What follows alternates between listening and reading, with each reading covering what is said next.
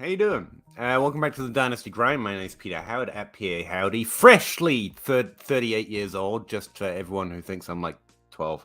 Whatever. I'm one of those tired old dads as far as live stream fantasy football goes. I got told that's all fantasy football live streams are. That's me. I'm a tired old dad. Proud of it, damn it. Welcome back. So I was thinking about this the other day while I was reading everything you got for the amount of money you can spend in fantasy football today. And I was like, if you were just having fun with us every Wednesday at 9:30 on the Dynasty Grind, we ended up touting Cooper Kupp, Deebo Samuels, every Clemson big team, Clemson wide receiver, or whatever it is that Russ likes.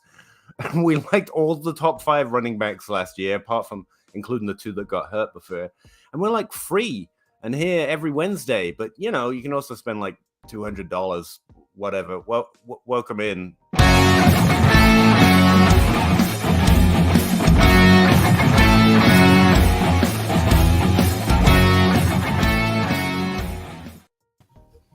Like, seriously, like every one of us would have told you to draft Jamar Chase over Kyle Pitts, and Kyle Pitts was good, but, you know, you could wait the year and get him for the same price, if not less, which is what you can do right now. Every one of us knew Travis Kelce was still a top 5 tight end, and we spoke about it actively. Like, everyone gets stuff wrong. I got Juju wrong. I got Clyde Edwards-Helaire wrong, but, like, as far as the strong takes we took, like, I'm free. And just sitting here, like, hey, I don't want to hire it. No.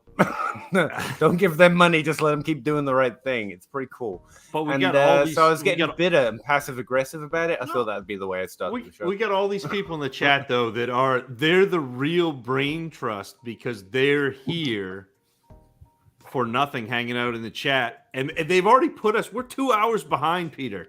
Like, people legitimately talked other people into Robert Woods last year, where we were like, why? And now they are like full-timers. Like, the people touting Robert Woods last year, the full-time analysts now. Like, enjoy that subscription, buddy. We're free every week on the DLF live stream. All right. Speaking of which, how you doing, Russ? You look disgusted.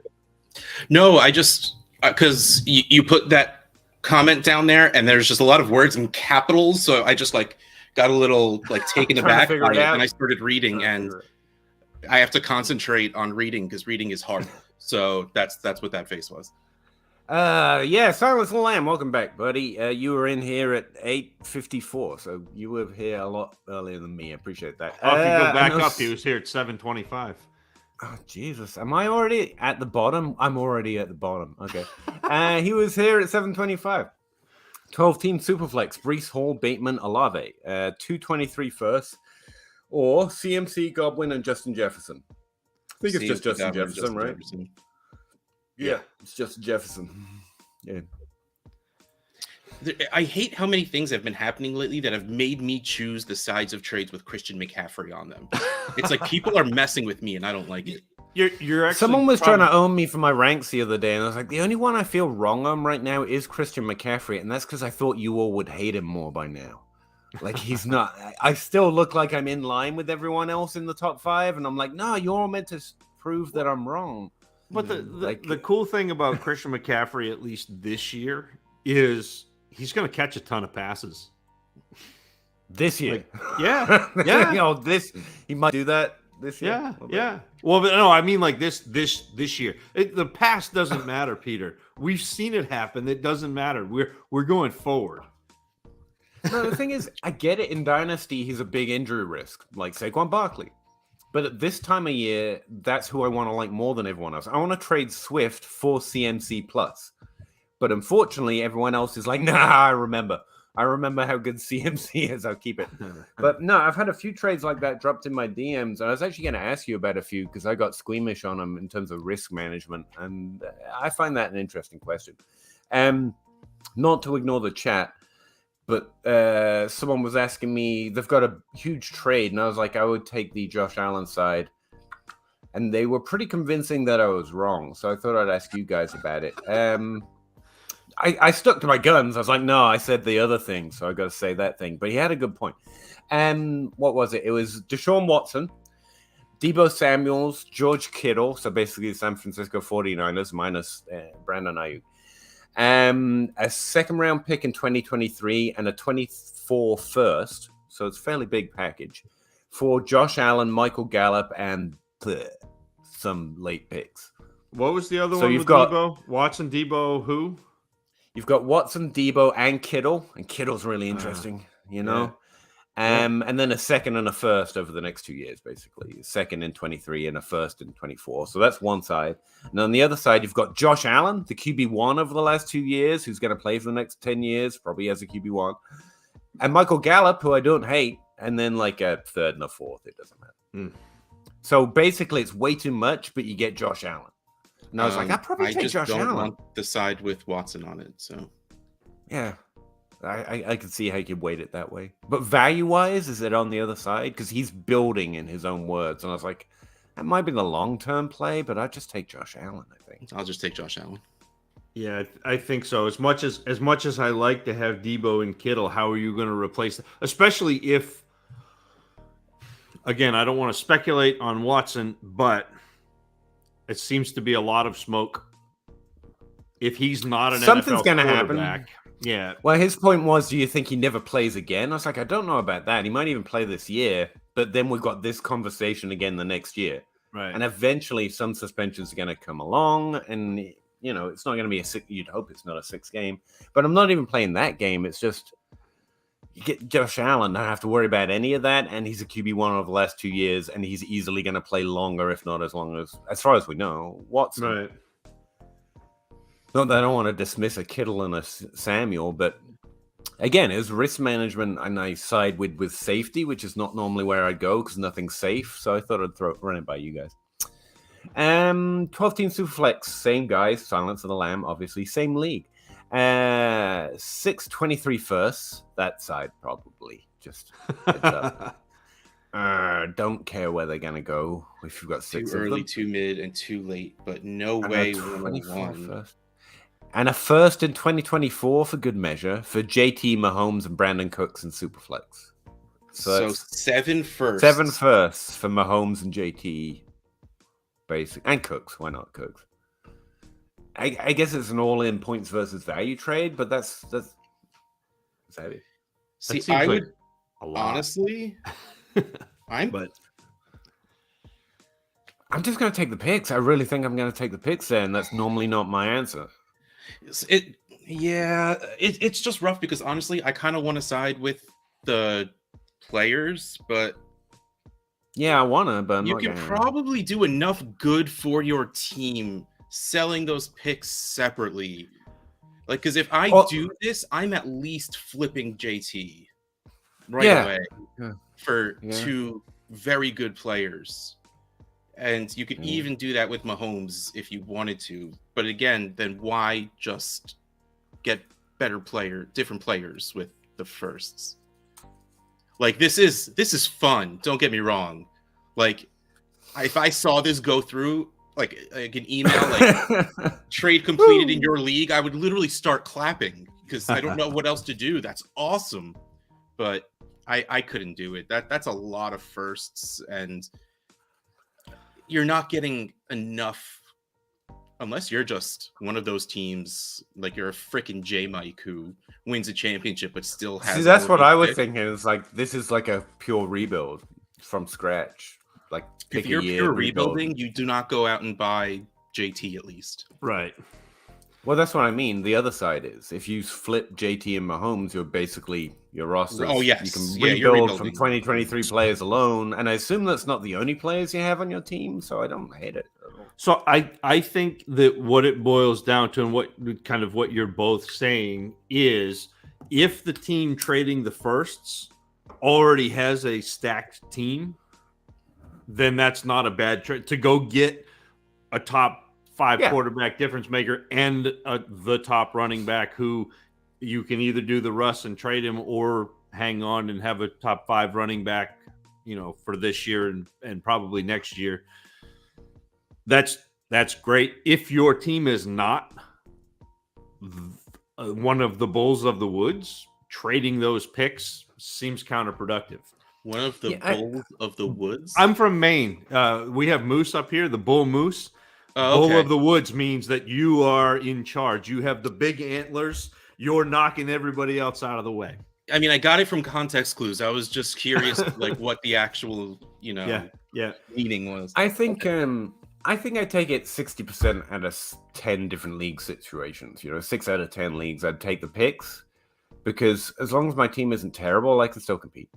And even if I can't, geez, breaking it down, apples to apples, that's 3 firsts for Mahomes, which is fair. 3 firsts for JT, which is probably one more than I'd be willing to give straight up. Still what you have to do. And I get Brandon Cooks for an extra first. That's great. I think the picks win that most of the time. But I do like to play. I like to compete. So if I'm feeling pretty competitive, Waller or Hawkinson? Waller. Yeah, I think I'm still on the Waller side of that. I think they're the same at this point. So I guess maybe give me Hopkinson, who's younger. They're probably valued the same. I think. Well, and again, points wise, ceiling wise, I think I want Waller. Do you? I do. Yeah, if Waller doesn't have that ceiling anymore, then they're both the same thing. But Waller's the one who could have it. How can he? How could he not? With route runner and alpha extraordinaire Hunter Renfrow on that team. That's the one. That's the one you missed, Peter. You forgot that we gave people Hunter Renfrow. Yeah, I was thinking I could have made the list bigger, but I guess that was Team Clemson, big wide receiver. I forget. I'm sorry. It does count. It does count. Yeah. I guess Hawkinson's mid path. He could be Kelsey. I guess some people could think he'd have that upside, but I don't think so. I think he does. Either of these guys are going to be finish as I think Waller's the only one who has been. The answer is trade both of them for one of the back end tight ends and something because people are gonna value the tight ends more than what they should. I thought you were going to say Hunter Renfrow. I really did. I thought trade both of them. For reference, here's my current roster. I don't think that affects us too much here, but Lawrence, Lance, Hall, Jake, CH, Lamb, Bateman. So I would keep the pick. I would keep the picks with this one. With this roster, I would keep the picks.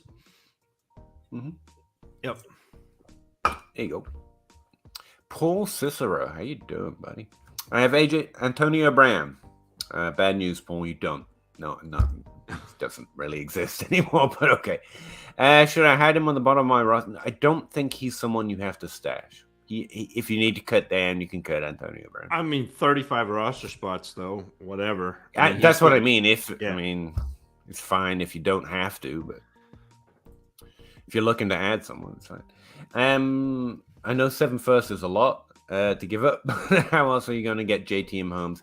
Yeah, but I don't think you need with that team. I don't think JT and Mahomes get you over the hump.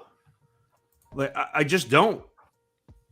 I don't see that team as being quite where you need to be. But if you add 2 running backs and a quarterback in that draft next year, out of those 6 picks, all of a sudden you're pretty good. And if you add 2 running backs, a quarterback, and a wide receiver, then you're really good.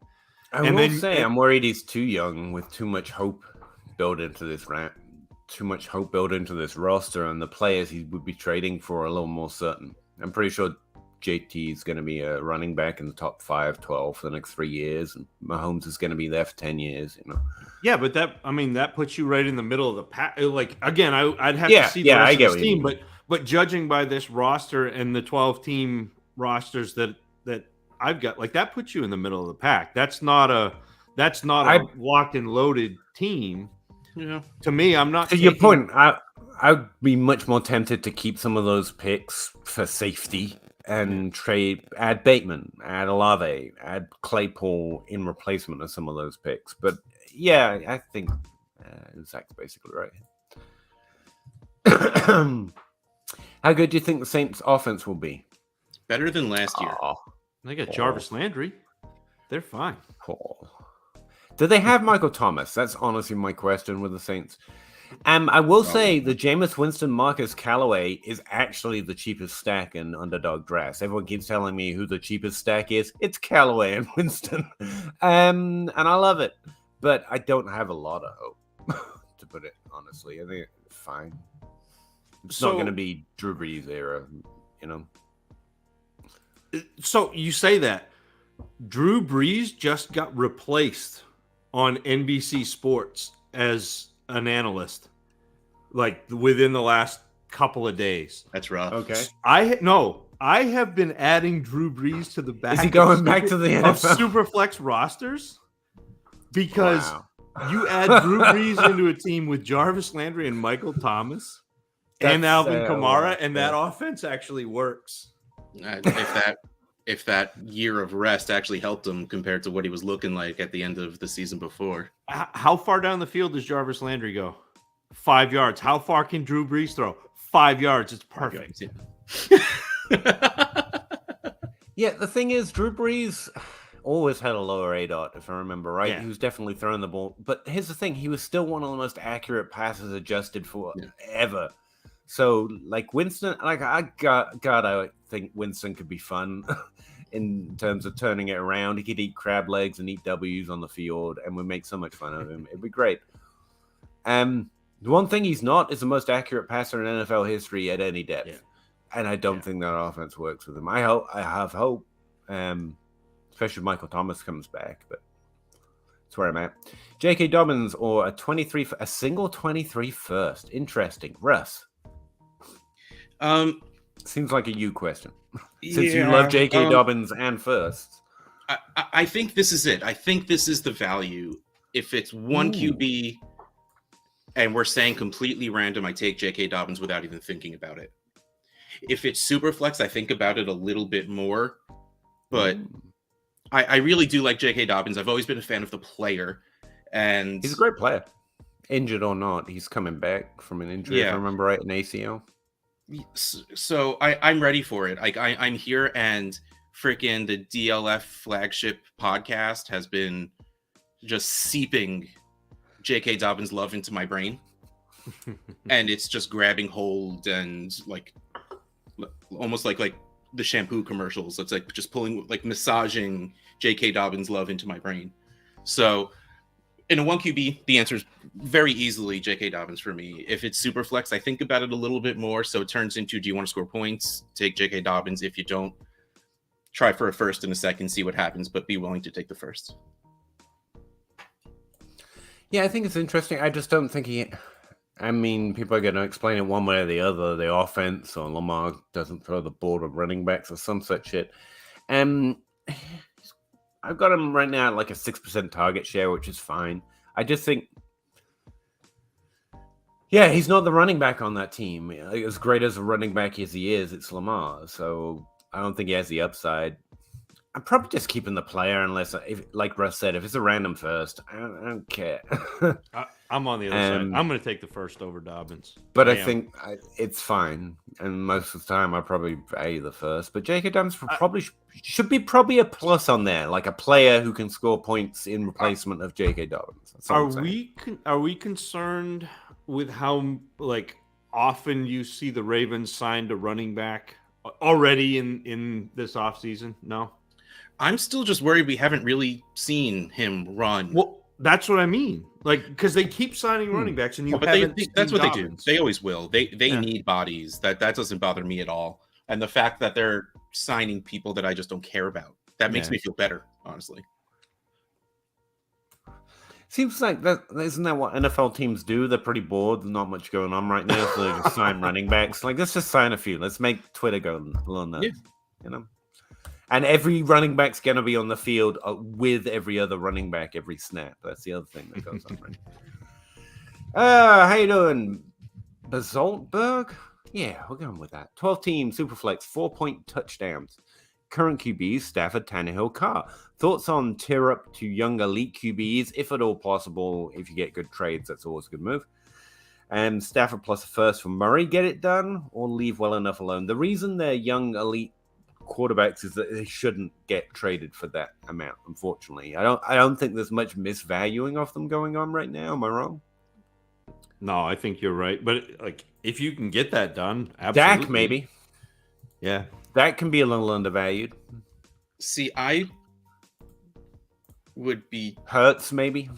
I would be keeping Stafford. Like, he's of those three, keep the one I hold on to. Like, if you I would move Tannehill and Carr to see if I can, like, find someone who has Kyler and then Sam Darnold. You know, someone who just has like Baker or someone like really weird and like Jameis. No, maybe not Jameis because he's good enough at this point. But like one of those very bottom starting QBs, and see if you could sell them the 2-for-1 and try and get the good quarterback out of it.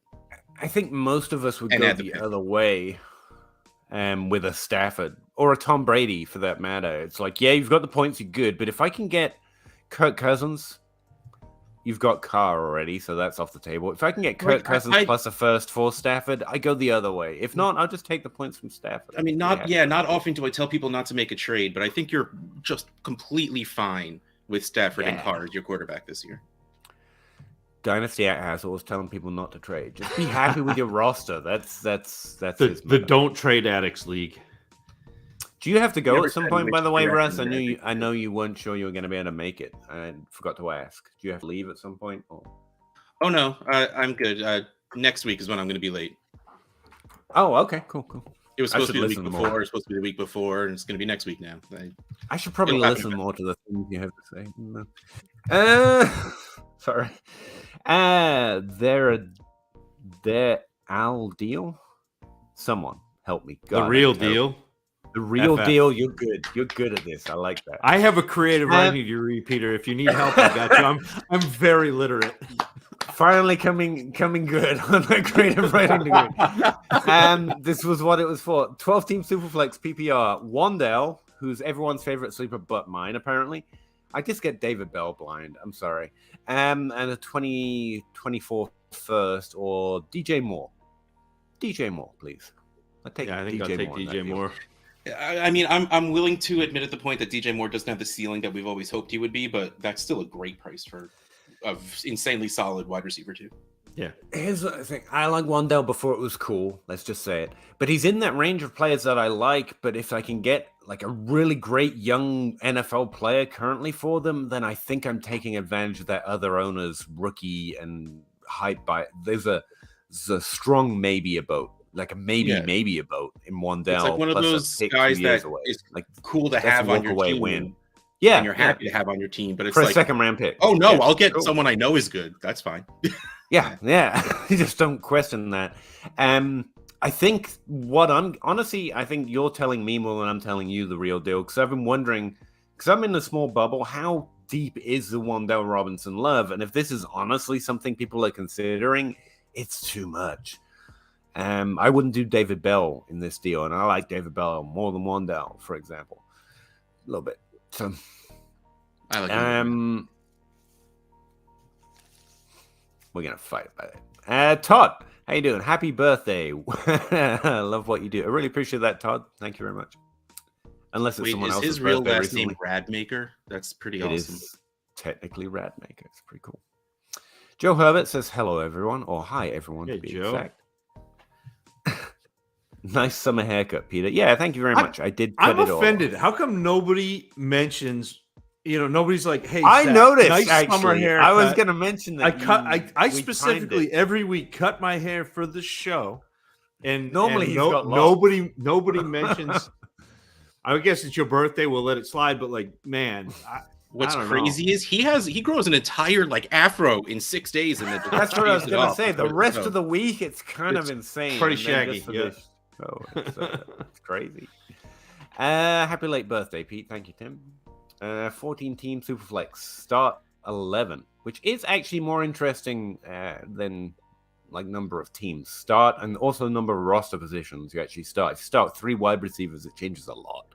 Yeah. But anyway, Deshaun Watson or Cousins plus a 23 first or a 23 second. The Cousins 23 first side. Yeah. Yeah. Sorry, I thought you were going to take in longer on that, so I'm not. No, that's it. Like, look, anytime where there's a Watson in one of these trades, there's going to have to be a lot of pieces on the Watson side for me to take that Watson. Like, to me, it's a gross lottery ticket. Yeah. Can I ask how much of it is the personal choice, grossness, have your own fun, you don't have to deal with it if you don't want, and how much is it your risk management, like a cold-hearted reading of the risk? It's probably like, just so people know where you're at. It's probably like 65% that's gross and 35% they could suspend him for 2 seasons and I would not bat an eye. They could suspend him for 6 games and I wouldn't bat an eye. And I don't know where that Roger Goodell, gavel is going to fall. So it is. That's probably like 35% of that is just I don't know how this situation plays out, but it's not going to be good. And the other 65% is I don't want to look at my roster and go, yeah, I have that guy on my team. I don't want to do that. And I understand that if you're playing for big money and that sort of thing, then great. It's hard for me to do.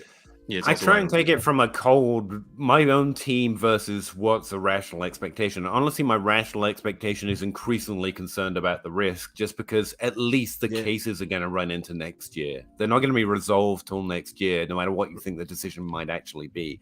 Yeah. This is going to be conversation for 2 years.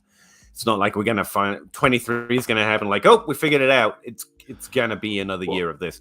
I would say as far as actual clean advice I can give you for the legal side of things, it's just follow at Drew Davenport FF on Twitter. He's actually on TikTok. I found out recently. That's fun.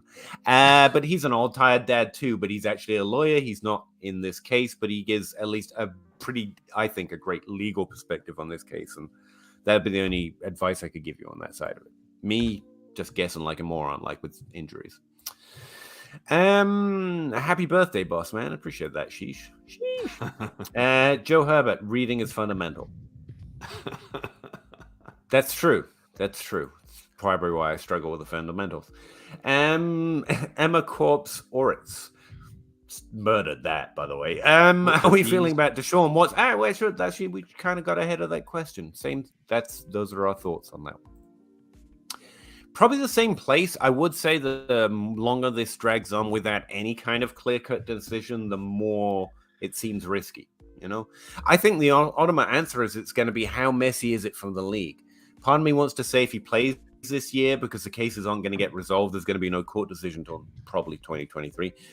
Then a good year could make the NFL. NFL will forgive anything for a good player, unless it's too messy. Yeah. Colin Kaepernick was too messy for them. Whether you agree or you don't, that's what went on. In the last, so how messy is it for him? In the last DLF ADP, Watson was going at QB 8.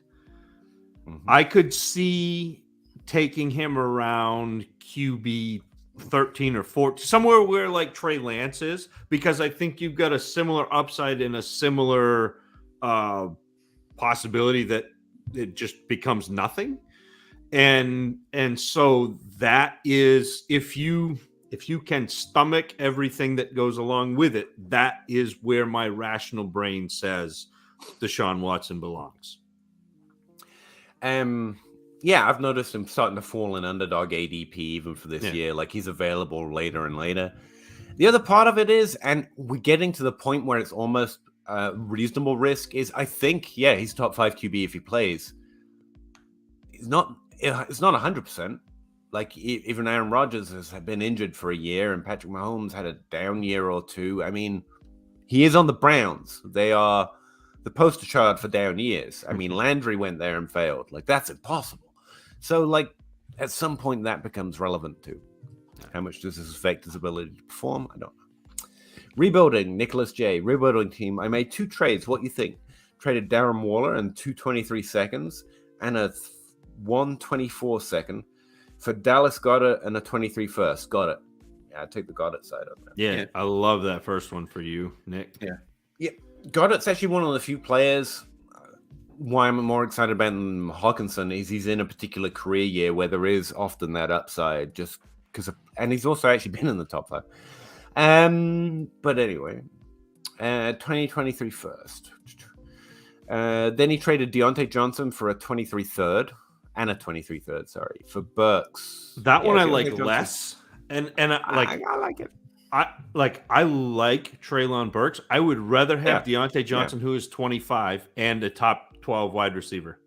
I would. Yeah. Value-wise, I think it's fine. I mean, I think Deontay Johnson falls in with that tier wide receivers, right? Mm-hmm. With the London Burks, Wilson, JMO, that area. So if a third gets you the younger guy that you like, that's cool. But Deontay Johnson has found his way to get targets from very bad quarterbacks and very bad situations. And he could possibly be choosing his team next year.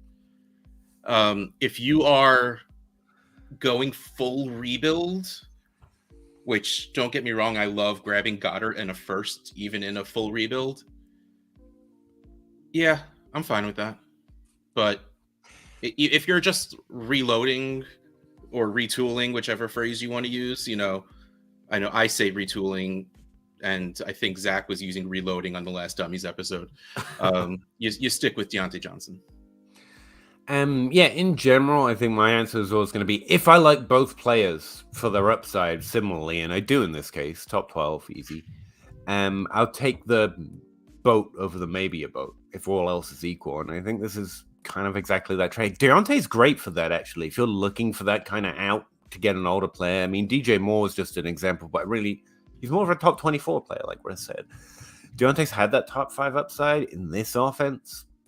So I'll give him a slight bump there. And Deontay's a great one because no one really wants to value him like that. He's not AJ Brown, Yeah. But he is kind of in that category. What was I going to ask you guys about? Shoot, I had a good one. I was going to ask you because you were mentioning Green Bay Packers. Who is their wide receiver one for you? You said you didn't like someone, and I was surprised. I don't know what they look like on tape, so I don't know what your opinion is going to be sometimes if we've never talked about it before. Any opinion at all? I have no idea who the Green Bay Packers wide receiver is. Like, it's probably if Randall Cobb is healthy, it's probably Randall Cobb. I've been grabbing so much Romeo Doubs. People are forgetting that he's still there. And Sammy Watkins, it's like, I don't know, but I mean, so if you looked at last year, so a lot of what Aaron Rodgers does in terms of fantasy scoring is touchdowns, and that was last year. Yeah. So Tunyon is a great one, but last year Devontae Adams had 11 targets inside the 20, had 7 touchdowns. The second most targets in Green Bay, or no, maybe it was he had 14. Sorry, it was 14 targets because Randall Cobb had 11 inside the 20. And then the third was like a mishmash of Lazard and Aaron Jones, like whichever one of them had 5 and one of them had 4. But people are underestimating the fact that Aaron Rodgers likes guys to get open quickly, especially in the red zone, which is why Devontae Adams was so great. Because he ran that little slant route, which is really quick. So good at that. It was also why Debo is really fun, because Debo had that same little slant route out of South Carolina. They did try and trade for him, but I like, again, Randall Cobb as a really late, low price player. Tunyon as an option at tight end. I think Tunyon's a value I really like. Because like Russ said, Romeo Doubs is going in the 4th or 5th round of rookie drafts. I don't see why there is that much difference between Christian Watson and Romeo Doubs this year. And if Romeo Doubs gets on the field and produces, then all of a sudden he is the wide receiver to own in Green Bay. And I'm not saying that like he definitely is the wide receiver, but for a 4th round rookie pick, I'll take a swing on him being the wide receiver, especially since J-Mike, who is the other half of the Dynasty Dummies and really, really sharp when it comes to watching film, liked Romeo Doubs a lot. I have to take a closer look at him. I have to say, I don't think I like him, but I'll check. No, it's not even necessarily about him. Like, they already came out and said like Watson was a pick for the future. Yeah, it's just like, oh, so he's not doing well now. Yeah, that's a backpedal. That's what that means. Jordan Love is a pick for the future. So that's kind of doesn't like have to be great. He just needs to be better than everyone else on the field. And if Watson isn't there yet, it might not be that hard. What was the guy in San Francisco? Paris. No, he was in Indy. You're talking Paris Campbell. No.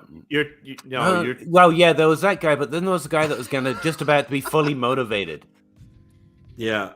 No, Ayuk was the one that they were trying to motivate, but then no. Were you talking Ayuk 2 years ago? Yes. Yeah. That was Jake's guy.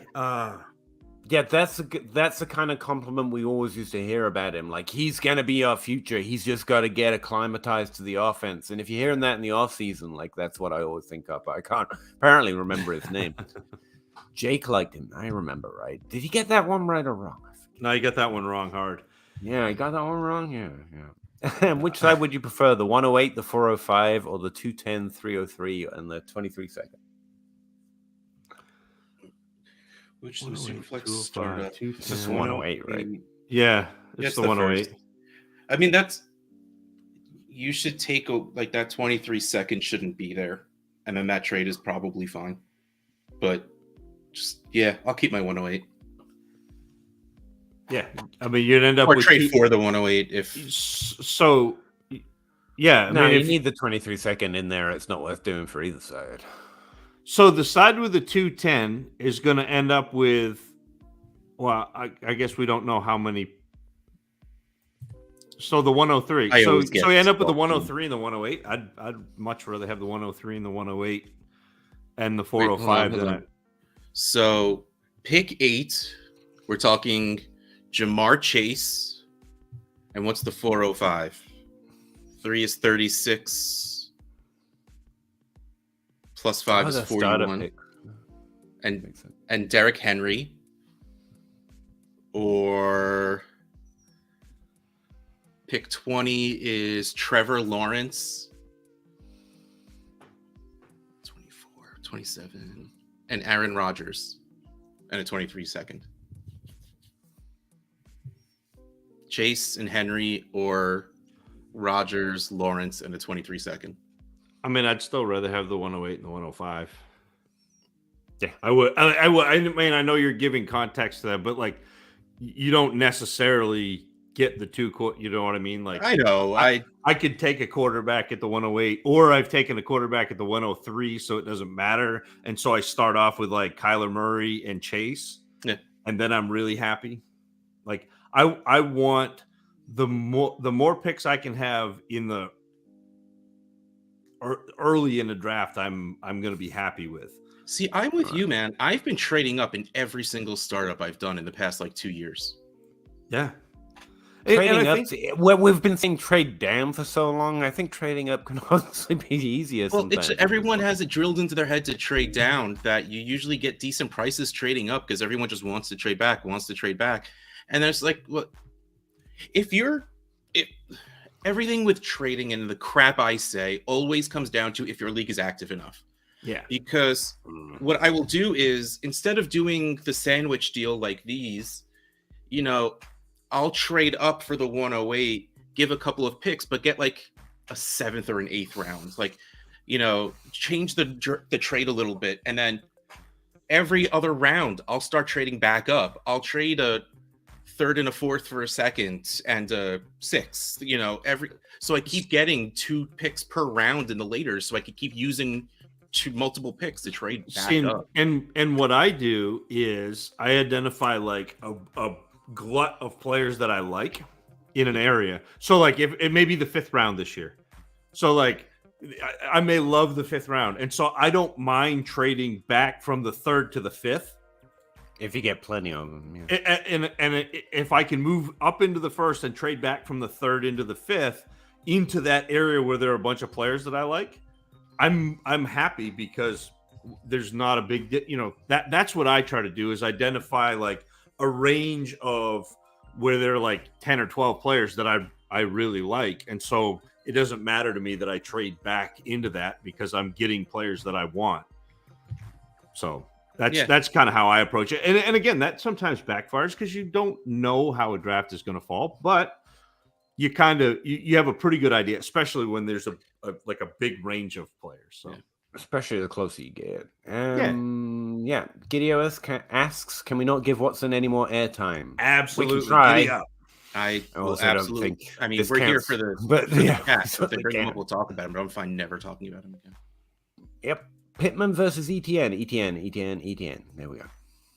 Sorry, I just happened to read the end of that 3 times in a row emphatically. I take ETN here. It's a gamble, but I think it's worth it. 10 team. He did say it's 10 teams, start 10. I don't think that changes it. No, probably well, it means you want ETN. The better player. Sheesh. Trading for Watson right now is tough scenes for sure. Sean, rebuild traded Dynasty for London. Thoughts? Dalvin. That's We'll rough. trade Dalvin for London. Thoughts? I feel like you could get more for Dalvin. No, Look at it this. I know we don't like. Maybe in London. season once we he starts hate him. points. Obviously. Right now, you can't. It's annoying as hell, but you can't. Who's like Dalvin? I think London has a bigger value bump range of outcomes. All he has to do is get 600 yards, catch a touchdown, have a good stretch, and suddenly he's worth multiple firsts. You know, with Dalvin, he's worth more to some teams in season while he's scoring points, and he's probably more likely to do that. So I don't hate it, but yeah, I'm probably on the Dalvin side. Yeah. But I like the second part of that where he says I have 723 firsts and not much you're else. good. I mean, just have fun. You're gonna rebuild. You'll be all right. But this and I get fun anyway. It's fun. I get not wanting Dalvin for the season if you've got 7 firsts and you're trying to have one of them be the 101. But you can always trade him in season. Decrease my draft pick. I think my hair was changing my sound level because you all sound weird to me right now. I'm just gonna say that I miss it. Like weird good or weird bad? Bad. You all sound like distant and echoey. I don't know. Pato, 10-team Superflex. Cousins, Madison, 209, and a 23-second. Wow, for Tannehill, Hollywood, Pollard, and the 203. So Cousins and a second for Tannehill and Hollywood. Yeah, and the 203 could be the Pollard 203 could be Bell in a 10 team. Yeah, 10. I really like the Hollywood side, but I want Cousins. It's conflicting. I don't feel good with Tannehill anymore. So do that. Get the Tannehill side, and then turn around and trade Tannehill and something to get Derek Carr. And then if you Tannehill for Mac Jones, everyone hates him. That's the right move to me. Yeah, because I like getting Hollywood. Yeah. Madison is a shrug. I'd much rather have the 203 than the 209, and Pollard and the 23-second are probably a push. So it's a matter of what can you do if your league is active enough that you can trade Tannehill for someone. Turn around and trade Tannehill, then do that. Yep. Kareem Hunt or Marcus Brown? Marcus Brown. It's definitely getting closer to the really season, easily. Yeah. If people are valuing running backs like that again.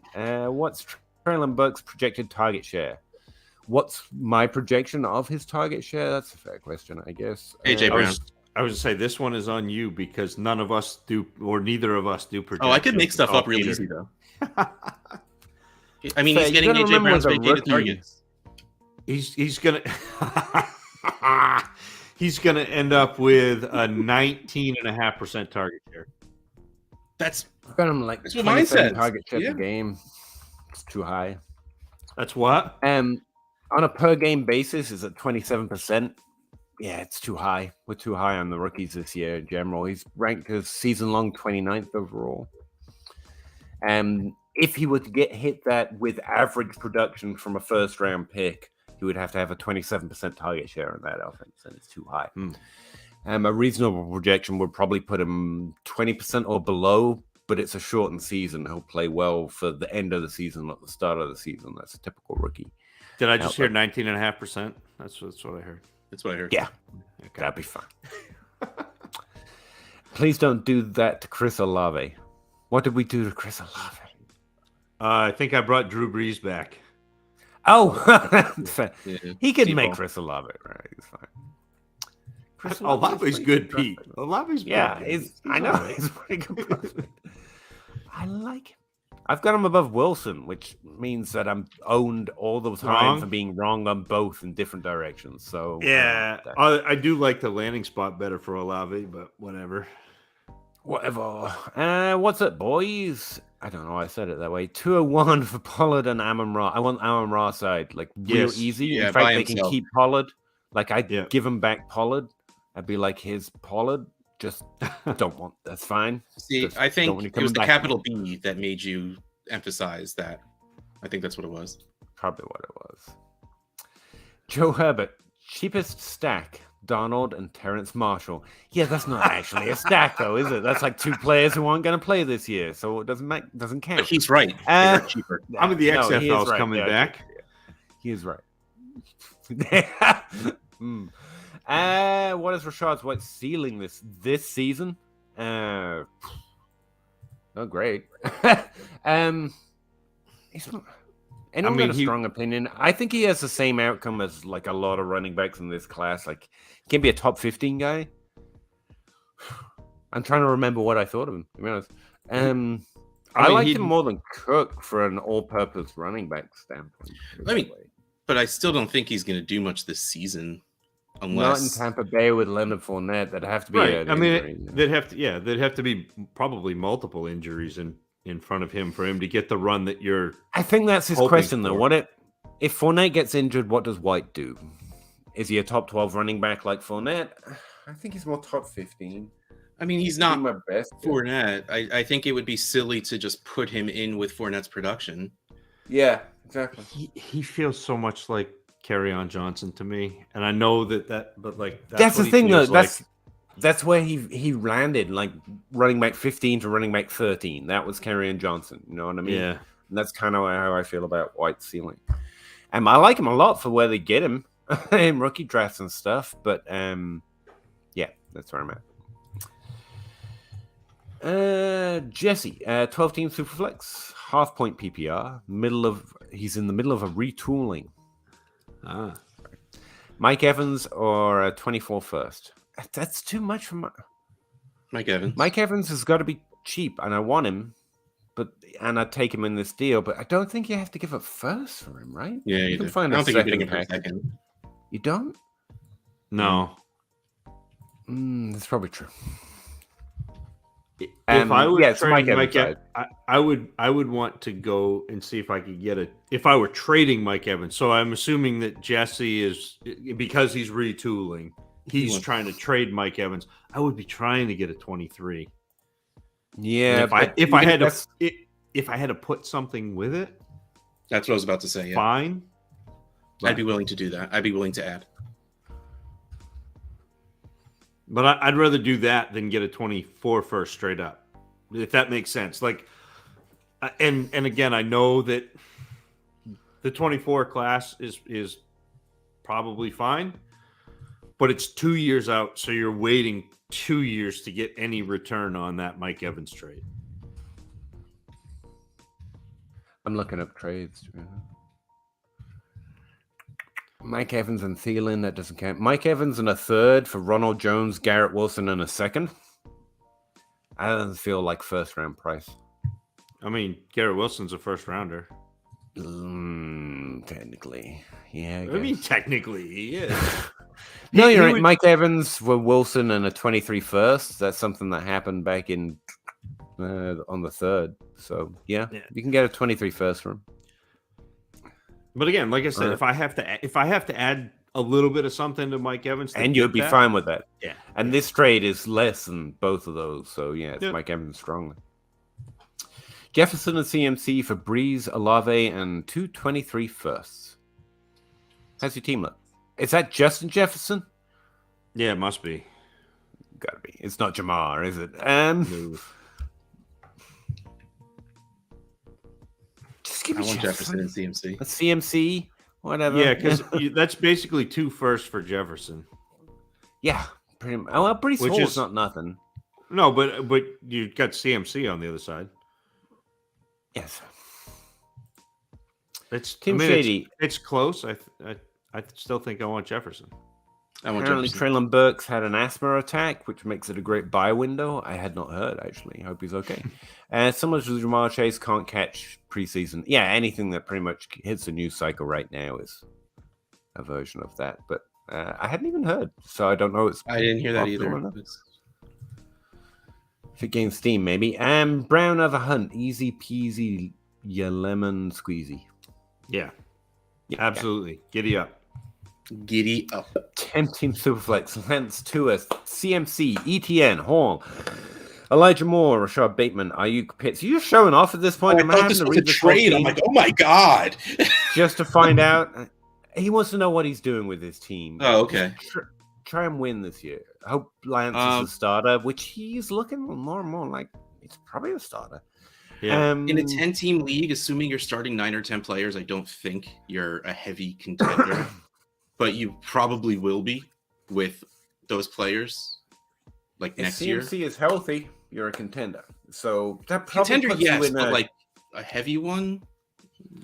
So that probably puts you in a shopping window, though. See what you can get for CMC. That's the question. If you can get Gibson, or who else do people hate now, or Derrick Henry, or one of these older running backs with really decent ceiling plus a first, I think it's CMC sell window. But I'm not desperate to sell CMC on this team. I think he makes you competitive. Am I too far off? No. Russ hates CMC. No, he does hate CMC. But now I feel bad. I don't hate anybody. That's a lie. It's just the fact that it's a 10-team leagues. Like, you need studs if you're only starting 9 or 10. But it's worth a shot. To me, the receivers are what's light, though. I mean, I think CMC and Breece Hall is a pretty good running back core. Yeah, and if Lance starts and does Lance things with his legs, that's a pretty good quarterback situation. That's what I mean, though. Like, the reason he'll be competitive is his running backs, and if Lance starts, that's a top 5 team. Yeah, so maybe it is. But that makes you weak. It makes you prone to. So maybe it is go shop CMC and see if you can get. That's what I mean. It's only based on what you get, and also it's not Breece Hall. It's ETN. Oh no, he does say FL. I missed that. But if you talk to Addison Hayes, he's calling ETN next year top 5 running back. Oh, he's now saying that, is he? Oh wow, he caught up real quick, didn't he? He was barely a top 5 running back in his class, Russ. I didn't say I was saying that. I know. Those numbers, guys. Idiots. Thoughts on Hollywood Brown this year? As last year and the year before, he is a strongly undervalued top 24 wide receiver. You should probably just add to your dynasty roster. Damian Harrison at 23 second. Yes, yeah, absolutely. Do that. That's exactly why and how. Yep. He's not going to suddenly become a top 12 wide receiver because Kyler and the college connection. He's going to keep being good, okay? And that value's great. Ask yourself, would it be a good deal for DJ Moore? And if the answer is yes, then it's a good deal for Marcus Brown. 10-team 1 QB. Receive Gibson for Pittman or Eckler for a second and for Higgins. I want the Gibson side and I want the Higgins side, right? I don't want the Gibson side over Pittman, and I don't want the Eckler side over Higgins. I don't want either. I want the Higgins. Yeah, I love Eckler, but I mean that's Pittman and Higgins for me. Yeah, I'm willing to back down off my Gibson take there too. I feel like Gibson's a little undervalued, but Pittman's fine there. Steal for Hollywood there. Yeah. Yeesh. And I'm just trying noises out, see which one catches on. Zach Harris, 12-team Dynasty Superflex, stock 2 tight end premium, kind of. 1.5 PPR league. How do you feel about Elijah Moore or Albert O for Komet and Bateman? I want the Komet and Bateman side pretty strongly. Me too. And then leave that league because you shouldn't be playing in 2 tight end leagues. It's mostly the Bateman side, though, isn't it? Isn't it basically Bateman that you're looking at? I think Komet is like... I'd rather have Komet than Albert O straight up, but they're pretty close. Very close, actually, but Komet is less known, less talked about a little bit. He had like 90 targets last season. I know. It's kind of crazy. He has higher production than Albert O, but Albert O is the one that got all the wind in his sails for the career year he's entering. It's the same career year. So, yeah, it should be Komet over Albert O, but I don't feel like it is for everyone. So yeah, it's just a Bateman side, but I wanted to point that bit out. Giddy up, Dobbins or Monty scoring more points in the next 2 years? Dobbins. Very, very. I think that's pretty close. I think Montgomery outscores him this year and probably doesn't next year. And Dobbins is kind of like even.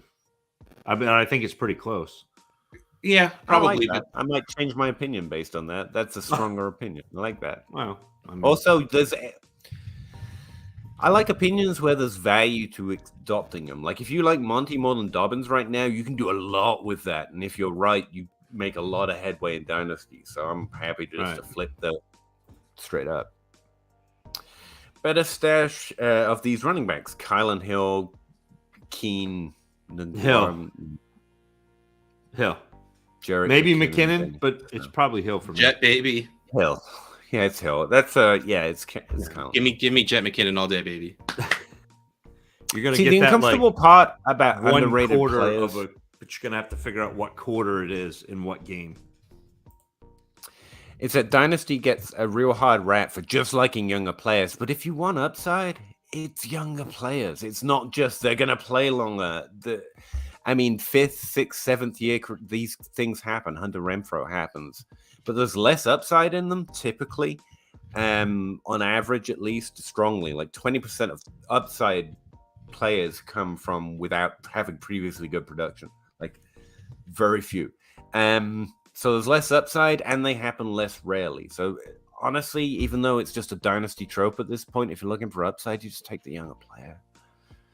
Value-wise, outside of individual context that adjusts that for you. I traded Deshaun Watson, Njoku, 23 third for Garrett Wilson and a 23 first the morning before the New York Times story broke. Did you have an in? Do you know someone at the paper? Or just lucky, I'm guessing. Jerry, 12-team Superflex. Nick Chubb or Christian Kirk and Antonio Gibson and Allen Robinson. Allen Robinson is starting to become underrated, Well, he is. I've just realized that he's underrated. It's probably the better way of putting it. I still think it's the Chubb side for me, but I'm having a hard time with this. You really hate Gibson. That's what I'm getting from this. No, but I screw Gibson. I think that what everybody hopes his upside is not actually what his upside is. Oh, definitely not now. But it never has been. Everyone's like, Antonio Gibson is going to be DeAndre Swift plus, and he just isn't. Like J.D. McKissick has been the target there, and they just drafted Brian Robinson, who again is not the greatest player ever, but he's a really solid running back. Like I just think that there is less ceiling for Antonio Gibson than people think, and Nick Chubb is going to do Nick Chubb things again. And I guess Allen Robinson, Christian Kirk, I'd probably rather have Allen Robinson, but it's not by as much as I'd rather have Chubb over Gibson. I think Gibson is probably in a range where you'd be happier with him, to be honest. That's why he keeps standing out to me. Like that upside is not being built into Gibson anymore. And also maybe choose someone different than Swift, because I feel like Gibson's been better than Swift. But that's probably just because I'm lower on Swift than most. But I get your point. And Nick Chubb's just great. Just take Nick Chubb, probably the answer. I think Greg Bay is going run heavy. Just get A.J. Dillon and be happy. I don't mind A.J. Dillon as value or Aaron Jones. I prefer Aaron Jones. Yeah, I was about to say I'd be happy with either of them, but give me Jones over Dillon. Yeah, exactly. I think it's a little much to hope that like the lowest passing year they've had with Rodgers is like 32 pass attempts per game. And while they're clearly not building for him at this point, I think he runs the offense. I think I think a reasonable expectation is they're going to pass more than 30 times a game. Probably to Aaron Jones, I guess. Or apparently Romeo Dubs. I want to say Dubs. I mean, we could talk about Romeo Cornell if you want to for a little bit. Silence of the Lambs got it. Dante Pettis. Because I looked that up too. But he was right. That's the San Francisco that about to become fully motivated. Just a couple more years away. That's it. Thank you very much. that's how far behind we are. That's good. No, Kevin.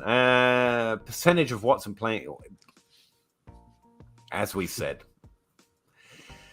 I deleted the goal dueling stats for $1 to follow you 3. This better be worth it.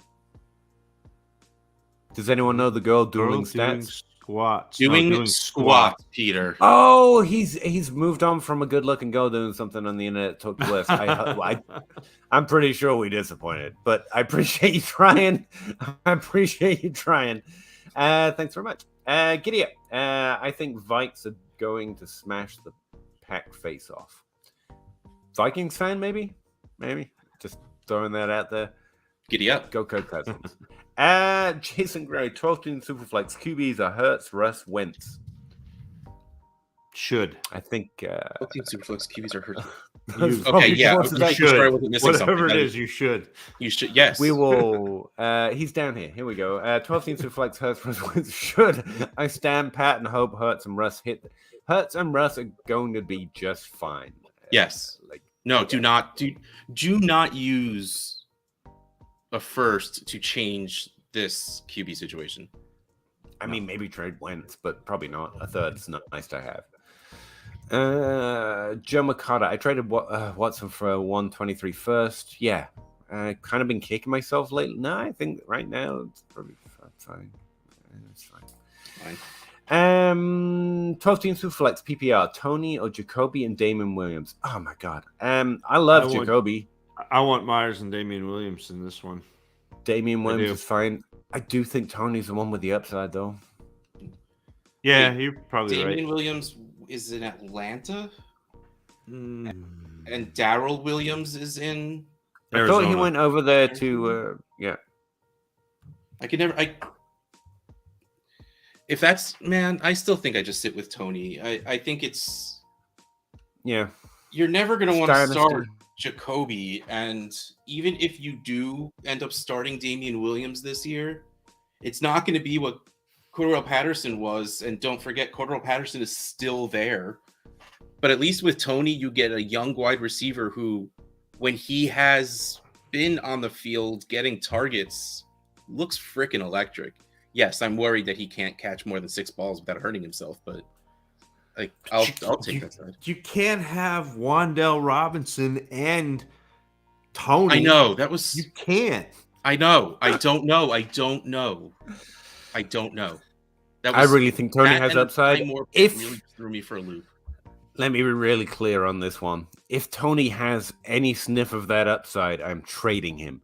And so hard. But he really does have a unique potential.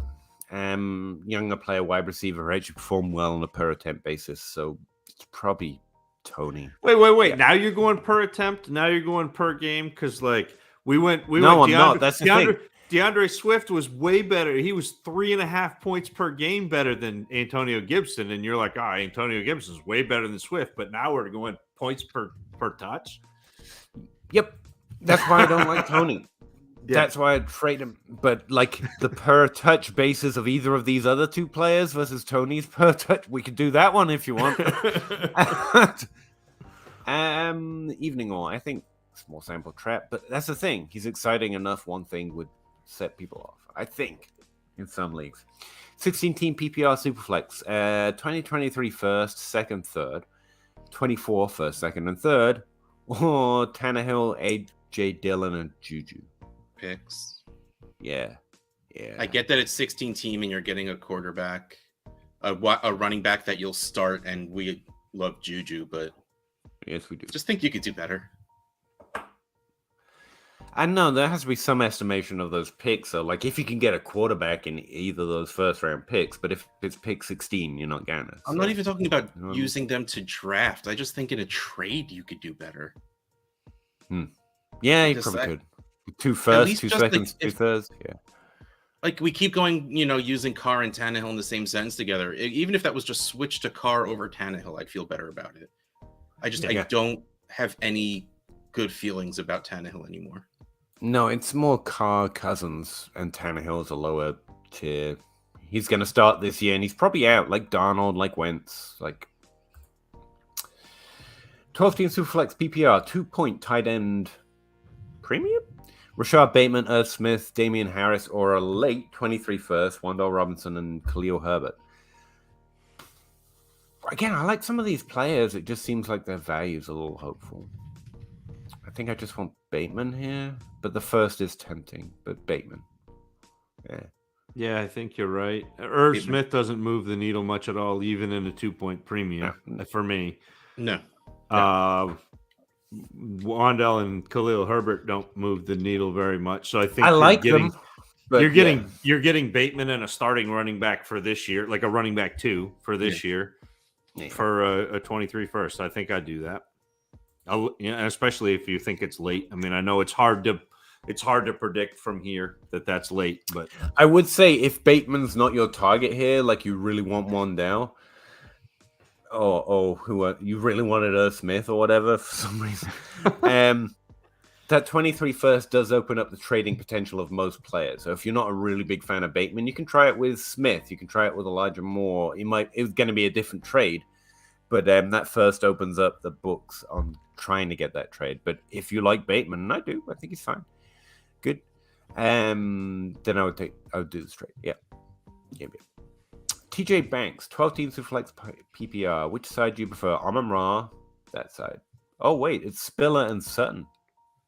No, Amon-Ra and Spiller or Sutton. Or Sutton. Yeah, that's what I said.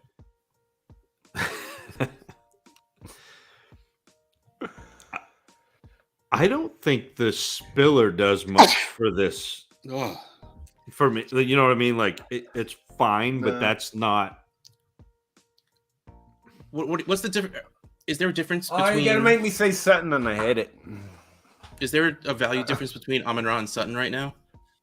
I gotta look it up, but I think probably both in I'm just asking your personal opinion, not like what DLF says. They're in the same tier, but I think I'm higher on both than probably the average. If you know what I mean.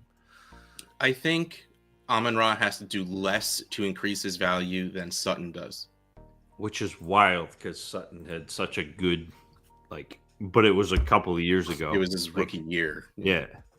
And I love Sutton, but I think he put his team and his injuries put him behind an 8 ball that's going to be very hard to work his way around. Yeah, but the reason we expect Sutton to bounce back is he's just got Russell Wilson and Amon-Ra. I don't gotten that quarterback yet. But I don't think anything that Detroit did this offseason has hurt Amon-Ra St. Brown. No. To me, they added field stretchers both in Chark and in Jamison Williams.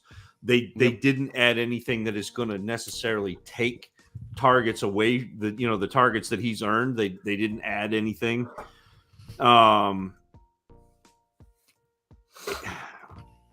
Man, it's tough. It's tough for me. It's in a tier, and I don't mind Spiller as an add-on.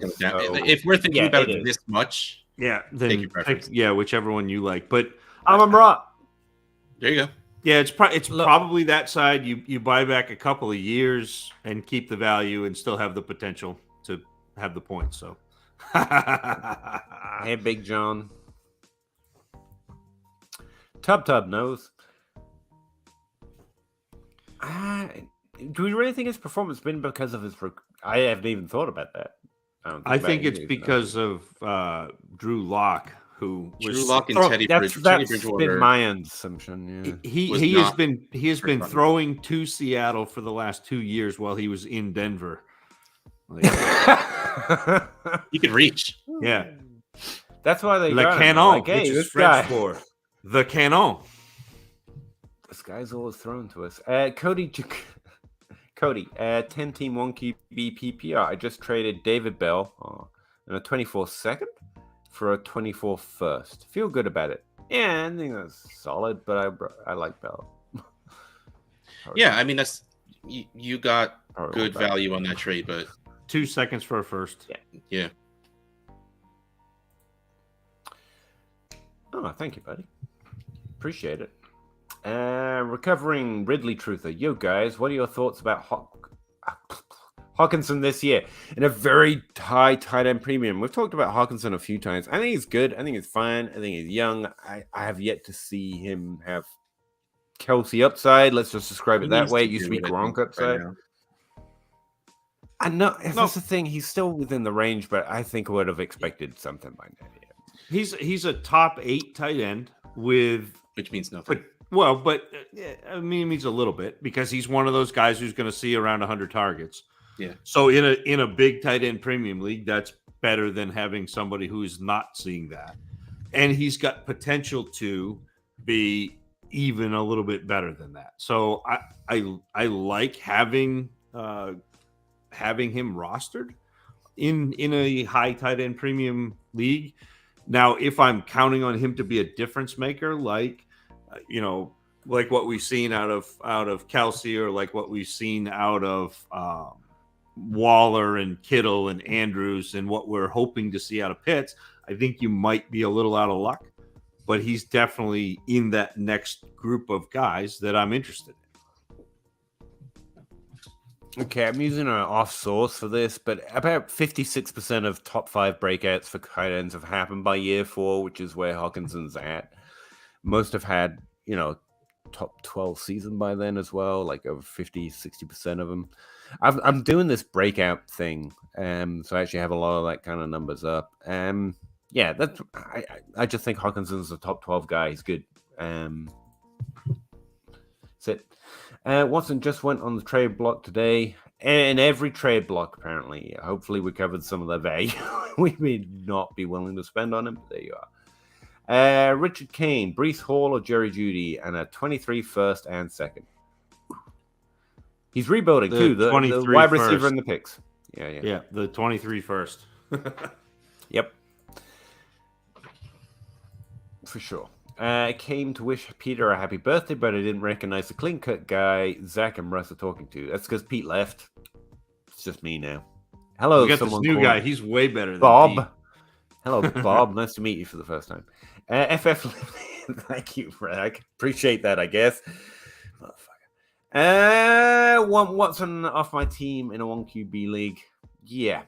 Any future second? Yes, absolutely, future second, because you can get if you just want him off good quarterback in a 1 quarterback league for a second. Do that in a 1 quarterback league. Top 5 QB shouldn't really be that worried about. You can just get rid of them. Buck, how do you value start 3 wide receivers versus start 2? It makes it more premium position than running back. Instead of it being more equal and the back and forth with high T and low T people happen. If you're starting 3 wide receivers, for example, 0 running back makes a lot more freaking sense. It makes sense in start 2 as well, but with start 3, that's where the edge strongly starts, because you can actually be beating your other team at 3 separate positions. And running back, where there's only 12, actually around 8 and have difference-making potential, they can only really fight back realistically with 1 other spot at running back. So, yeah, it's just a stronger preference towards wide receivers. That's it. You lean more 0 running back in him. He's actually started about literal draft strategies. That feels best ball like, though. Flex. It might not. It might just be a draft. Yeah, it might be. But yeah, that's why John Bosch talks about tight ends. If you ever listen to the Dynasty Tradecast or the Dynasty Wall Street, both good podcasts. Like, tight end can't be premium unless it's made a more important position, unless you're starting 2. It's how you elevate the position. It's like why Superflex does it for quarterbacks. Good evening, fellas. 12-team Superflex. Give 109, get Elijah Moore. Thanks. Yeah, I'd do that. Pretty easy. It's there. Yeah, it's fine. Lance Mercer. 12-team Superflex. Trade Barkley, Palmer. Who's... Again, talking about... Receive Ayuk, Dillon, and a first. I'm the only guy left who I think who likes Ayuk at all, apparently. Which is weird, since I was a Debo guy last year. Probably That's Barkley. Value for Saquon, and I want to keep Saquon. Yeah. But I think I do that. Isn't that Josh Palmer that you were talking about all last week? Yeah. Okay. Yeah. Carson's coming back? I would take Ayuk, Dillon in the first. Yeah, and we just did a DLF trade show. Today's Wednesday, right? Yeah, where we called Saquon Barkley a buy, but that's a really good price. Yes, sir. pick trade cut from here. Who are you? Are you from the website, Ridley? You're trying to get the work done. Like the website and answer their little question. Michael Carter, Cleo Herbert, Madison. Madison? Keep Herbert, trade Carter? I guess so. I think you're best off trading Madison, most likely to the Dalvin Cook owner. That's probably the most value trade-wise you'll get out of these three. No. You need to trade Michael Carter specifically to Russ. Yeah, okay. That will get you your most value. He wins. Yeah, and I guess maybe you want to keep Madison in case Cook gets hurt, though. After, I don't know, man. This is weird. Stop making me think about these players. Damn it, Ridley Truther. No, yeah, that's my answer. Jason Gray, 12-team Superflex, rebuilding. Quarterbacks are Fields and Cousins. Nice, refreshing change. I appreciate it. 2023, I have 4 firsts. Everyone in this chat has at least 4 firsts in 2023. It's like we've been talking about them a lot. And 6 seconds. Should I be patient and make these picks next year? Don't plan necessarily to make them, but I would be patient on them. Yeah. Or use 1 or 2 to tear up at QB. I would be tempted with Fields. Is that the only way of doing it, though? So don't tear up at quarterback yet for 2 reasons. Because 1, those picks will gain value the closer we get to 2023. And 2, if one of those is your picks and your team is bad, that's okay. Your pick gets better. So there's actually addition by subtraction there. So if you end up making that tier up, like you said, to a better quarterback, do that after this season if you're in a rebuild. If that's what you're doing, don't do that now. There's no need to do it now. You're going to have better assets to trade, plus your first will get better. What if Fields plus a first gets you Lance? That seems like really reasonable value right now, and people are a little... Isn't there just as much risk with Lance as there is with Fields? Nah, I'm a little more worried about Fields, but maybe that's me. Well, you don't have to worry that Fields is going to be the starter. That's true. All right. You do have to worry that they added Willis Jones as the savior of Justin Fields. That's not great. That is worrisome. How do you feel about Swift? I'm starting to feel like he's overvalued. I think for I was highest on him at the start of the offseason, and now I'm getting told this is why I lose because I'm below average on him. So, make up your own mind. I think people are going a little nuts on it. I'm starting to feel like he's overvalued. He's a good fantasy back, not a running back too kind of good. I think we know what Swift is by this point. I think most of the people think he's undervalued. Think it's because opportunity shares increased drastically after year 2 for running backs, and that's just Derrick Henry, man. That's just running backs who don't earn their work share by now. This was a Gibson signal from last year. We know roughly what they're going to get. I don't think there's a lot more upside. I think he's really good. I think the difference-making running backs you're looking for are either the older guys right now, Barkley, CMC, or they're going to be drafted pretty soon. I think people want to see that in Swift, and I don't think it's there. Everyone's just let me say it. No. I think you're pretty spot on, Peter. I think he's. There's a lot. If you get a value, is great. There's a lot more. There's a lot more hope with Swift than there is production, and I think that's where we're at. And so those are candidates for me to trade away and get people who I think are more production than hope, plus a piece that I can hope on. Sounds good. One more for you. ETN or Gibbs? ETN, straight up. I think, honestly, Gibson's probably got a better floor because ETN still has to play in the league, and you can flame out when that happens. But I think ETN's value and points are probably have higher upsides, and it won't take much for ETN to maintain value this season. I think as long as he's okay, he won't fall. Because anyone who's a believer will be like, well, it takes time to come off of a broken foot, which I completely agree with. So Gibson needs to do great to keep his value. It's just going to keep going down at this point. And pretty much do what he's done. It'll be good. Yeah, and look, ETN's value is going to keep going up headed toward the season. Like we saw the first video, Peter. I tweeted, and immediately, like everyone that gets paid was like, "Oh, ETN's being slept on." It's like, now, okay, that's what I'm saying. It was Mel Gibson and Braveheart, where you've got the cavalry charging at you, and he's going, hold.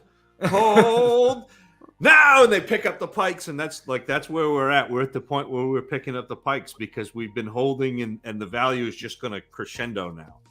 Yes, sir. Buck. Cool name, I've decided. Non-tight end premium. Thank the Lord, finally. A non-tight end premium question. Schultz and a 2025 second for Tyrion Pierce and a 25. I just take the first, I guess. Out. Yeah, it's the first. Schultz is fine, but I don't want anything there except for the first. Can we trade 2025 picks in the Trade Addicts League yet? Because that sounds fun. Like I've never seen picks that far out rostered. That's not an MFL roster, I don't think. Dustin Lyons. You can, but I just don't do it. You better hope that 2025 first doesn't fail his chemistry test coming up this week. Might not be. He might not end up at Ohio State. He'll be drafting, some bust. Where are we?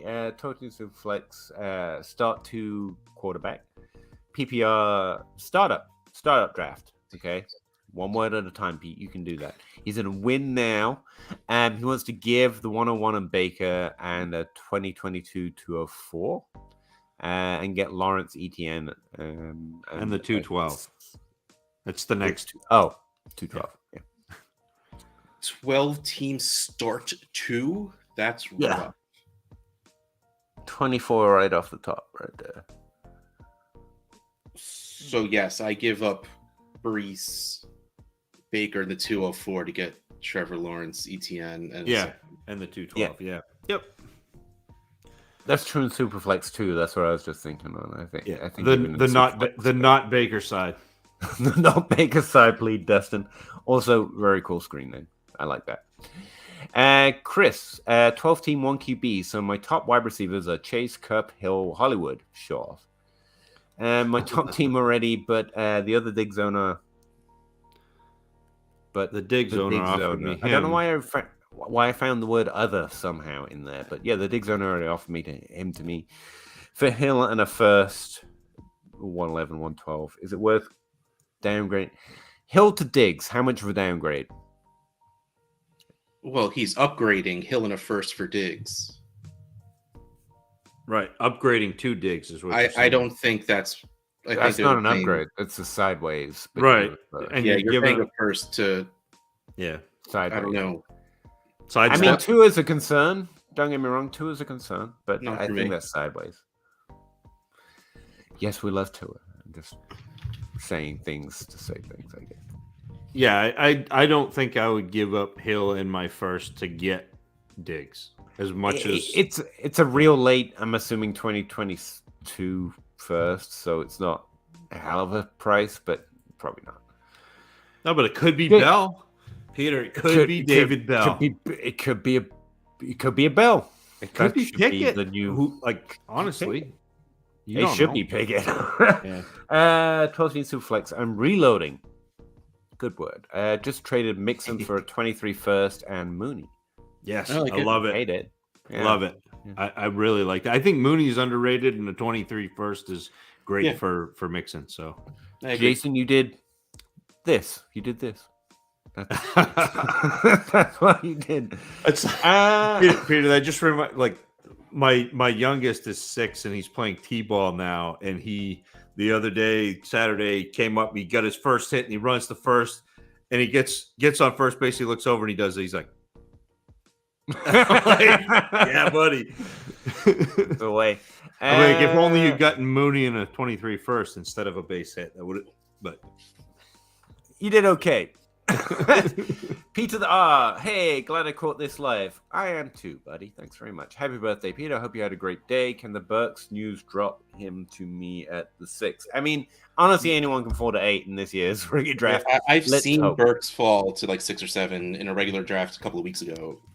Yeah. Oh, why are you doing leagues without me? Yeah. Same question. Yeah.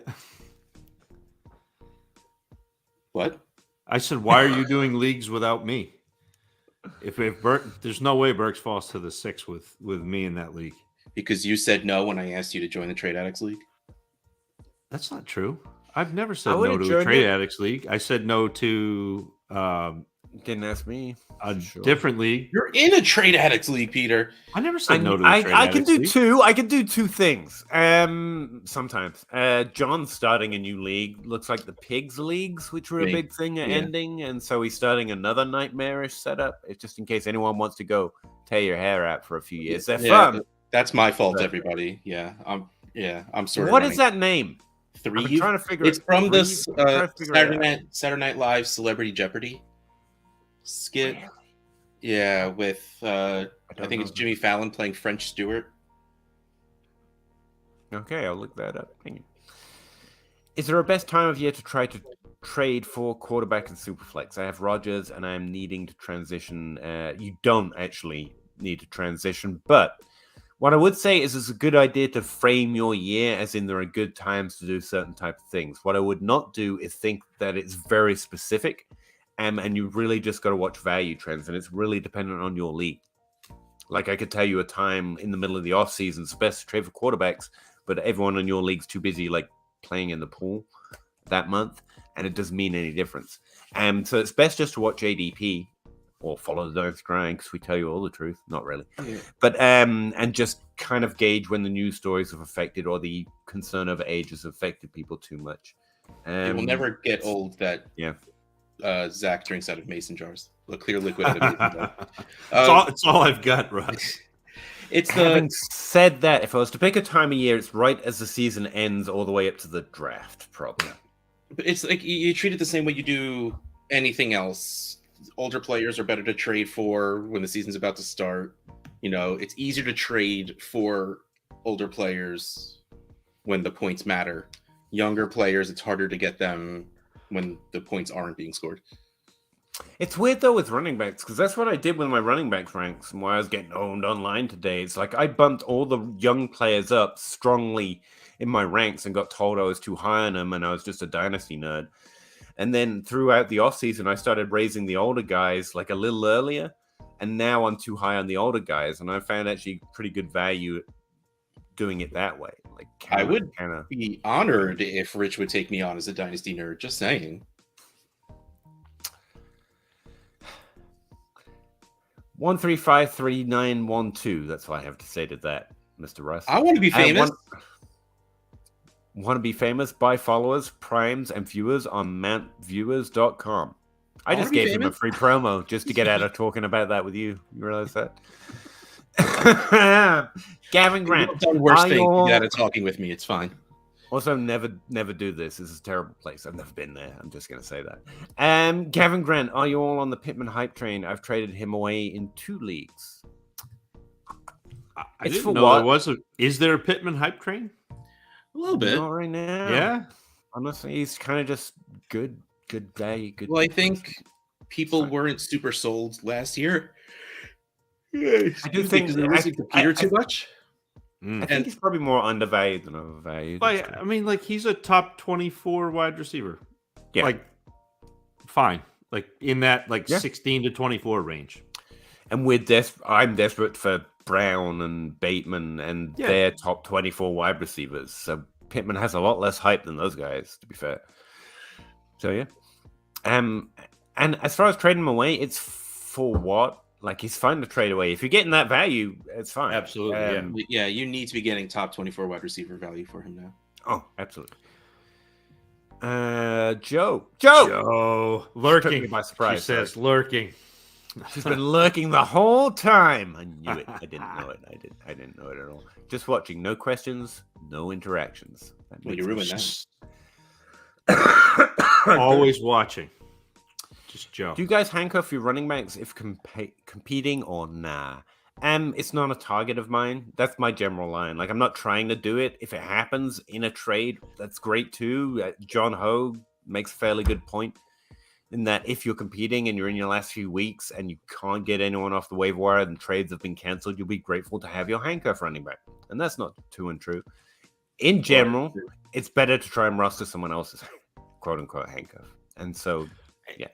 And not only that, rostering someone else's handcuff, but roster the better. There are some pretty obvious better running backs that are handcuffs. Those are handcuffs are created equal. Yeah, I believe it was the fantasy football players who coined the term handcuff. And they did? Huh. Yeah, and so that's what you're looking for. I thought it would have been like the police or something. Different handcuffs. Oh, yeah, my bad. Also different handcuffs, but what rookies are we most excited about this year? No.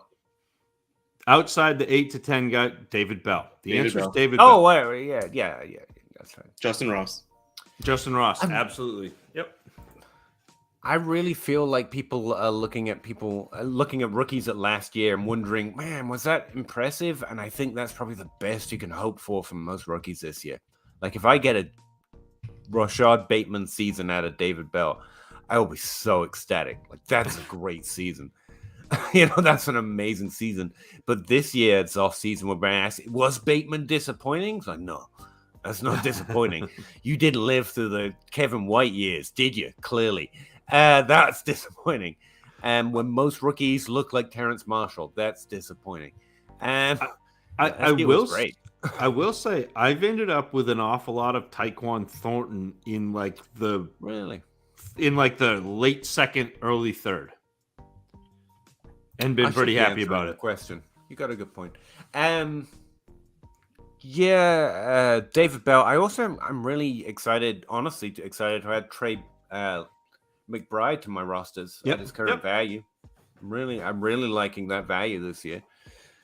Justin Ross, Keontae Ingram. Yep. Let's say it. I'm missing out on players though. I'm missing out on Spiller. I'm missing out on White. I wrote this up for my Patreons because they're like players that I like, but just where they fall, I'm trading up or down, and I'm just not falling to where they're at. I'm ending up with a lot more Jalen Tolbert than Wando Robinson, for example. I don't like it, but it just tends to be the way my drafts are going. So I have to make a conscious effort to change it, or that's where I'm at. Yeah, see, this is why you do the buy on credit and trade into exactly the spot that you want and get that player. That's right. Like that's how I operate my drafts, especially after the first round. I do try, but I only have so much capital and then get all queasy about spending money. I'm not much of a gambler. I get into the David Bell. That's what I use to get into the David Bell spot. And I don't have much else to trade to move around with. But I get your point. Yeah, that is what a better trader would do. Traded the 103 for Carr on my Superflex. Absolutely. Do it. Good. Fine. Okay. Took me a second because I forgot it was 2022 for a second. But yeah, that's good. Next rookie draft. Bring your hard hat with all these falling values. But Joe, Russ and Peter are Geminis. That's not untrue. 3 out of the 4 members of my household. What does it mean? Not many people know we're actually twins, so it fits in many ways. There is one person that has said that you and I are the same person, just with an accent change. Yeah. Oh, that's nice of them from my perspective. You must hate them. Makes me feel smart. No, I'm still. Who's Jeff Bell a dead ringer for? I'm pretty sure Jeff Bell is 2 people. I can't remember who the other one is. I'm gonna remember it. That's it. I want to be a trade addict league. How do you get in a trade addict league, Russ? And you should want that, Lefty. They're awesome. Well, I'm not starting another one, at least ever, but definitely not this season. But if there's ever openings, I tweet them out, and then I take names for a couple of days, and then I just use a randomizer. It's always random whoever gets in. So just keep your eyes on Twitter, I guess, for me saying there's an opening. Usually before the season starts, one or two people just decide it's too much for them and they drop out. So in a month or two, check Twitter. Thanks, Joe. Mr. Mole, I have 623 firsts. What is it with these people? Apparently. I've got like one, and I have to fight to keep it as well, because Russ and Cow keep trying to trade me for it. And I'm like, no, go away.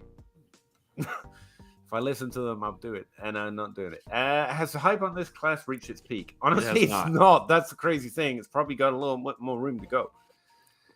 It's kind of crazy. There he is. First round pick stealer. My spreadsheet tells me it's Peter Howe's birthday. That's true. You freaking nerd. Joe, you need a sponsor to join a TradX Lefty. I got told to send him money. I don't know what that was about. I thought it was bribery is apparently possible. I'm just going to throw that out. Fantasy condo. Can I cut more than 2? Can I cut a lot more than 2? Oh my! I'll cut the first 2 straight off. Actually, no. I'm hanging on to Geno Smith because he could actually play in Seattle this year, and he didn't do super trash when he played. Fine. We're definitely cutting P. Ryan, right? Dude, third and 1 in the Super Bowl. They're rushing Najee P. Ryan. I want him on my team. Getting rid of P. Ryan. Probably Jacoby too. Just dust that guy off as well. Yeah. I mean, why not cut the tight end? Like, I'd rather cut a tight end than I would a quarterback. Really? 10-team Superflex. I don't know if I care about Jacoby Brissett ever starting. No, but you only have to cut 2. Or Geno. Well, I think we can agree Chandler's gone, right? You see, if I'm starting Geno or Jacoby Brissett, I probably care more that my team's worse and my pick is better. Just throwing that out. No. I thought I'd find a way through. So we're cutting everybody but Shakir and Rondell Moore and Myers. Is that what we're doing? I'm good with that. Oh, as well. Honestly, if I just needed to get under a roster limit, that's the way I'd do it. The order in which I would do it, I probably lean towards keeping the quarterbacks. If you only have to cut 2, Geno and Jacoby get saved, so you cut Ty and you cut Samaje. Yep. Follow up on the handcuff question. With Barkley rostering Breida, with CMC rostering Foreman. I don't know. It's Chuba Hubbard, right? Chuba Hubbard? Yeah, I'd rather have Hubbard than Foreman. Yeah.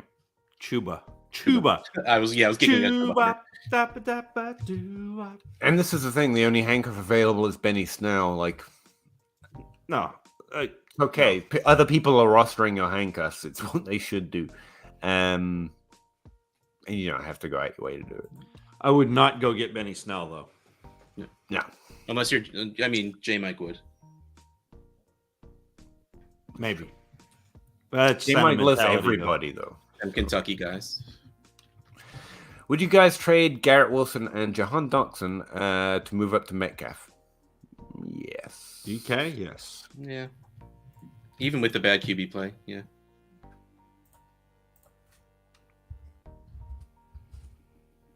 Here you go. Someone else read one.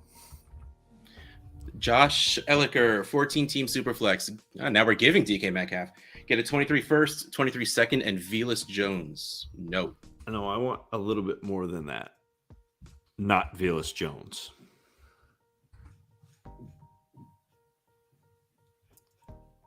Russ, what are you looking at? I'll be right back. Someone's awake and moving, and I don't know who it is. Someone has awakened. Well, I don't want it to be one of my children. I'd rather it be one of my children upstairs when you think about it. That's a fair point. Oh, he can still hear me. That's nice. Joe, someone on Twitter, I'm assuming, is saying 2023 will be RB apocalypse. He ran the data and is looking at 8 teams with a open top RB spot and an additional 8 with a spot if they make a veteran RB cut. Yeah, I don't think we're quite due for the running back draft class to come in yet, but it's not like these things walk in straight lines, so it could well be. I think we've got a couple more years of some of these veterans still being relevant, just based on the trend of the last series, the last progression of great running backs as they went through the NFL. They played and were relevant in the top 12 for another 3 years from this point. So, you know, CMC, Barkley, that group should still hang around a little bit. I actually did a whole thing on this. You guys aren't going to be able to see this. You can't even hear me? That's not a very nice thing to say. Yeah, I did this whole tweet where I actually patterned out where top 12 running backs came by career year. So you can see the NFL, you can see classes entering the league and how they were dominant inside the top 12 all the way up until like their 8th career year, and the 2017 class, which was the next big class, is like going into their 6th career year. So, you know, based on the last spike we saw in running back and where running backs came from, got a couple more years left. I thought it was an interesting way of looking at it instead of age or career. Having said that, 2023 is probably going to bring a few of those running backs to replace the others. Like I was saying when we talk Swift. I'm just kind of vamping. We don't have many questions left. We are not that far behind tonight, fellas. Just not going to lie, I will go to sleep if we don't get more questions. What a threat. Daniel Meyer came here after seeing your tweet. Give 101. Oh, appreciate that, Daniel. I don't know which one, though. Receive Saquon. Pull the trigger. 102 in a rookie draft for Saquon? Yes. Yes. Right? I would give up the 102 for Saquon. Yep. Saquon's like the running back buy right now. Whoa, is it Peter's? It's actually my birthday yesterday, but appreciate that. Yes, today was my birthday. I get 2. Yeah, that's the thing. What's this one? 12-team Superflex tight end premium. I'm in a mini rebuild. I like the idea. What is good trade value for Kelsey?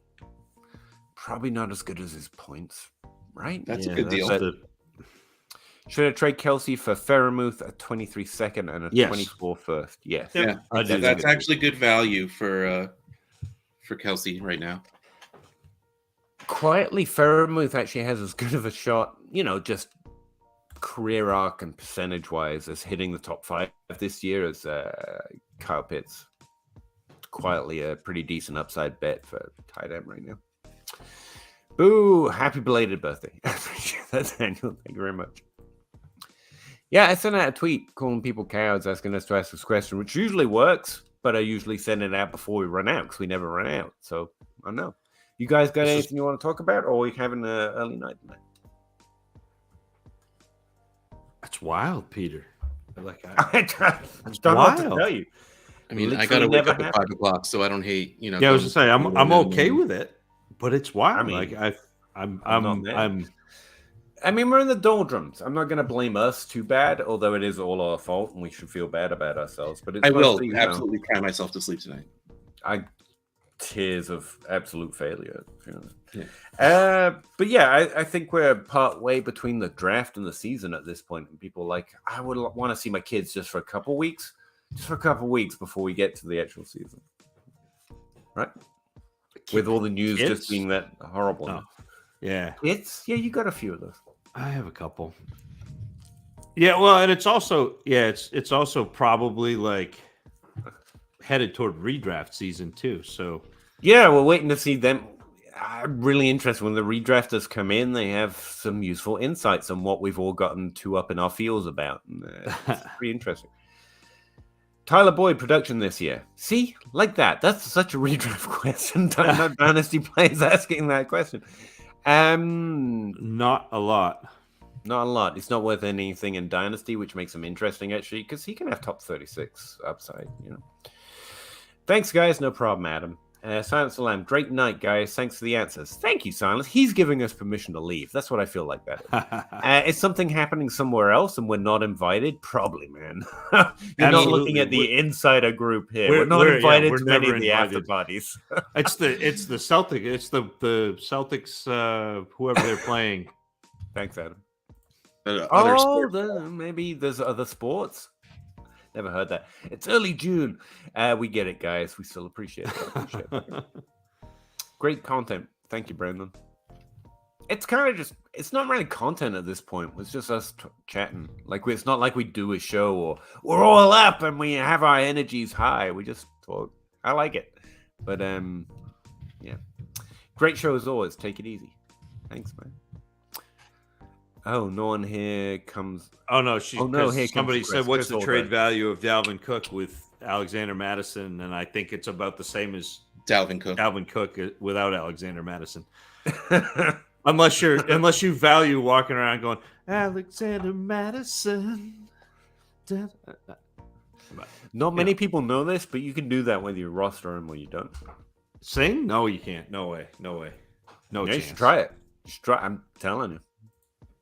I can't help. I already roster him, so I will have Alexander Madison on my rosters until he is no longer on MFL, just because that was the Jake Anderson chauvinist. That was the take. It was Alexander Madison. I will roster Alexander Madison until he falls off the table. The one time I was ever proud to be blocked by someone. Not by Jake, but I don't remember that. And was this like a high tea take that Alexander Madison was great? No, he said, "You've been listening to Peter's former boss, haven't you?" ? And that was the tweet. Chauvinist. Oh, okay. What are you guys trying to get for Watson within the last 24 hours, realistically, on a 1 year out hopeful contender? Or are you holding 12-team Superflex full PPR? This has been the question all night, man. You can literally just rewind it. In a Superflex, try and get a first if you just want out. But if you just want out, you can take whatever you can get. But right now, you can at least expect a 23 first, I think, and there's some decent quarterbacks in that class. I think the best chances we've seen is bundling them up to try and get a better quarterback. Yeah, I think that's what I would do is add Watson to something to try to get a different quarterback. Don't necessarily have to add Godwin and Kittle and a first, but yeah, something like that. Yeah, he's in a category we can't really trade him down because people are too, people don't want the risk, and I can't blame them. So you can't be like trade him for Tua plus or Kirk Cousins plus or Carr plus, because it doesn't work with that kind of risk. I think that's less likely. So instead, just try and package him with something and get rid of the risk for a similarly upside quarterback. Or just trade him for a first. Russ tells me all firsts are good, though. I assume they're good. I don't say anything. I don't know what you're talking about.